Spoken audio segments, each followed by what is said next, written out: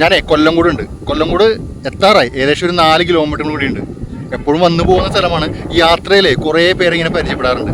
ചിലരൊക്കെ അത് മുതൽക്കൂട്ടാണ്. അങ്ങനെ ഒരു മുതൽക്കൂട്ടായിട്ടുള്ള ഒരു ഐറ്റത്തിനെയാണ് ഞാൻ പരിചയപ്പെടുത്തുന്നത്. ഷാമോൻ ആള് പുലിയാണ്ടാ. ഈ പ്രാവശ്യത്തെ കേരള സർക്കാരിൻ്റെ സംസ്ഥാന അവാർഡ് വാങ്ങിയ വ്യക്തിയാണ്. നിസ്സാരക്കാരനല്ല. ഞാൻ ഒരു വർഷം മുമ്പ് പരിചയപ്പെടുത്തിയതാണ്. അപ്പോൾ ഇന്നും കുറച്ച് കാര്യങ്ങൾ നിങ്ങളായിട്ടൊന്ന് പങ്കുവെക്കാനുണ്ട്. ഈ പാടം കംപ്ലീറ്റ്, അതായത് കറക്റ്റായിട്ട് പറഞ്ഞിട്ടുണ്ടെങ്കിൽ നമ്മൾ എറണാകുളത്തുകാർ കൊല്ലംകോട് വരുമ്പോൾ, അതായത് വടക്കാഞ്ചേരിയിൽ നിന്ന് വരുമ്പോൾ കൊല്ലംകോട് എത്തുന്നതിന് മുമ്പ് ഒരു 4 കിലോമീറ്റർ എല്ലാവരും നിർത്തി പോകുന്നൊരു സ്ഥലമുണ്ട്. നിങ്ങൾ ഇനി വരുമ്പോൾ ശ്രദ്ധിച്ചോ, നടുപ്പാടം എന്നാണ് പറയുന്നത്. അപ്പോൾ ആ പാടത്തിൻ്റെ ഓണറാണ് ഈ നിൽക്കുന്നത്. എൻ്റെ ജീവിതത്തിൽ ഇങ്ങനെ യാത്രയിൽ മുതൽക്കൂട്ടായിട്ടുള്ള കുറച്ച് പേരുണ്ട്. അങ്ങനെ ഒരു കഥാപാത്രമാണ് ഷാമോൻ. അപ്പോൾ ഡീറ്റെയിൽ ആയിട്ട് ഞാൻ പറയാം.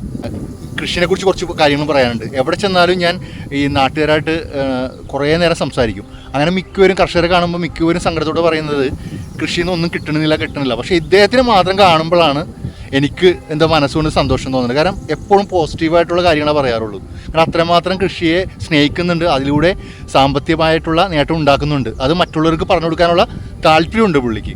അപ്പോൾ അതുമായി ബന്ധപ്പെട്ട് എന്തെങ്കിലും അറിയണമെന്നുണ്ടെങ്കിൽ തീർച്ചയായിട്ടും ഞാൻ നമ്പർ വ്യക്തിപരമായിട്ട് അയച്ചു തരാം. നിങ്ങൾക്ക് വിളിക്കാം, ധൈര്യമായിട്ട് ചോദിക്കാം, ഡീറ്റെയിൽ കംപ്ലീറ്റ് പറഞ്ഞു തരും. കാരണം സംസ്ഥാന സർക്കാരിനും കേന്ദ്ര സർക്കാരിനൊക്കെ ഒരുപാട് സഹായങ്ങൾ കിട്ടുന്നുണ്ട് ഈ പറഞ്ഞ കൃഷികൾക്ക് വേണ്ടി. അപ്പോൾ അതിൻ്റെ ഡീറ്റെയിൽ ആയിട്ടുള്ള കാര്യങ്ങൾ മിക്കവർക്കും അറിയില്ല.